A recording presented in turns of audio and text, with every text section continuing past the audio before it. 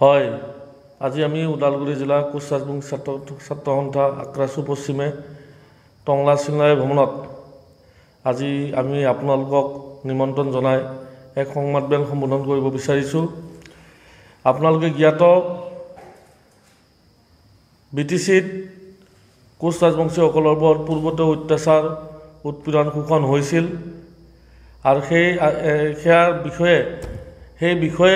সেই ধৰণৰ ঘটনা এটা যোৱাকালিও ওদালগুৰি জিলাৰ বগৰীবাৰীত সংঘটিত হৈছে।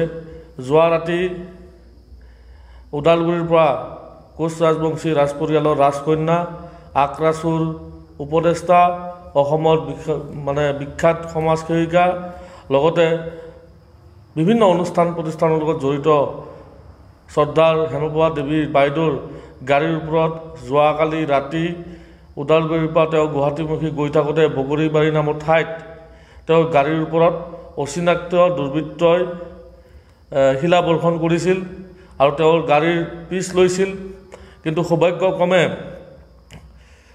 স্থানীয় ৰাইজৰ তৎপৰতাত আৰু তেওঁৰ লগত থকা মানুহ তিনিজনৰ তৎপৰতাত কোনো এটা ডাঙৰকৈ এটা ঘটনা নহ'ল। তথাপিও তেওঁৰ যিখন গাড়ী সেই গাড়ীখনৰ আইনা চূৰ্ণ বিচূৰ্ণ হৈ যায় আৰু তাৰপিছত ওদালগুৰি জিলাৰ প্ৰশাসন বা পুলিচে সেই স্থানত উপস্থিত হয়। কিন্তু আজিলৈও আমি গম পোৱাত সেই দুৰ্বৃত্তই যি ঘটনা কৰিছিল হয়তো আজিলৈ আমি গম পোৱাত গ্ৰেপ্তাৰ হোৱা নাই। আমি আক্ৰাছুই দাবী জনাইছোঁ যে BTC নিৰ্বাচনৰ প্ৰাক মুহূৰ্তত আগতেও BTCত কোচ ৰাজবংশীৰ ওপৰত অত্যাচাৰ উৎপীড়ন হৈছিল।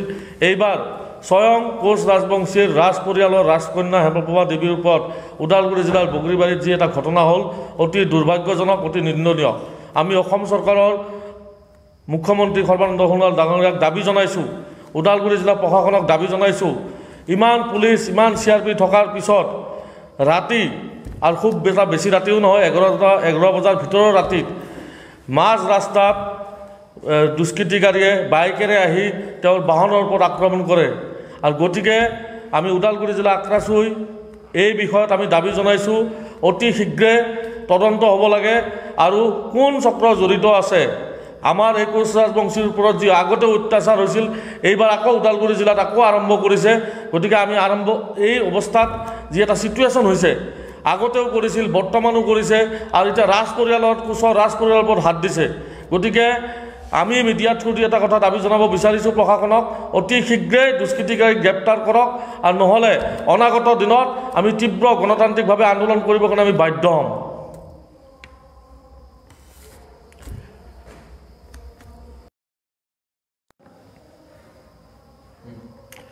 আমি এটা কথা ইয়াৰ লগতে ক'ব বিচাৰিছোঁ, যিহেতু অসমৰ মুখ্যমন্ত্ৰী সৰ্বানন্দ সোণোৱাল ডাঙৰীয়া আছে, তেওঁ অসমৰ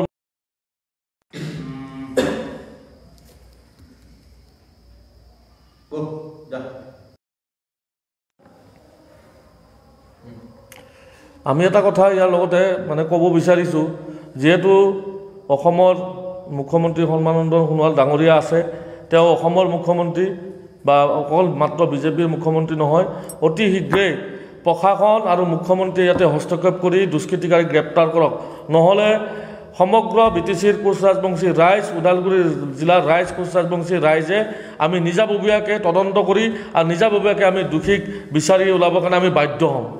আৰু সদৌ শেষত আমি ওদালগুৰি জিলা প্ৰশাসনক, উপায়ুক্ত মহোদয়ক আৰু ওদালগুৰি জিলা SP ছাৰক দাবী জনাব বিচাৰিছোঁ, আহ্বান জনাব বিচাৰিছোঁ, তেওঁলোকে যদি অলপ চেষ্টা কৰে, যিহেতু ওদালগুৰি থানাৰ অন্তৰ্গত এই বগৰীবাৰীত ঘটনাটো হৈছে আৰু বহুত ৰাতিও হোৱা নাই, আৰু হয়তো প্ৰশাসনে অলপ কষ্ট কৰিলে, অলপ চেষ্টা কৰিলে যি দুৰ্বৃত্তই, যি দুষ্কৃতিকাৰী, যি পক্ষ জড়িত আছে হয়তো ৰাইজৰ ওচৰত বা আইনৰ ওচৰত জল পট হৈ যাব। ধন্যবাদ।